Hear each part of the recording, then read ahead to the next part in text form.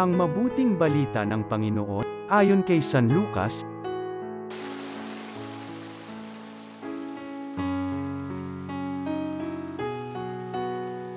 Noong panahong iyon, sinabi kay Jesus ng isa sa mga tao, "Guro, iutos nga po ninyo sa kapatid ko na ibigay sa akin ang bahagi ko sa aming mana."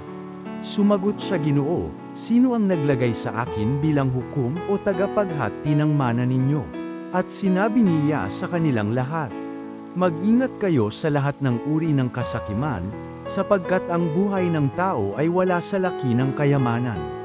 At pagkatapos ay isinaysay ni Jesus ang talinhagang ito. Ang bukirin ng isang mayaman ay umani ng sagana. Kaya't nasabi niya sa sarili, "Ano ang gagawin ko? Wala na akong paglagyan ng aking ani. Gigibain ko ang aking mga kamalig, at magtatayo ako ng lalong mas malalaki. Doon ko ilalagay ang aking ani at ari-arian. At sasabihin ko sa aking sarili, ayan, marami na akong ari-arian.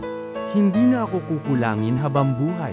Kaya't mamamahinga na lang ako, kakain, iinom, at magsasaaya." Ngunit sinabi sa kanya ng Diyos, "Hangang, sa gabing ito'y babawian ka ng buhay. Kanino mapupunta ang mga bagay na inihanda mo?"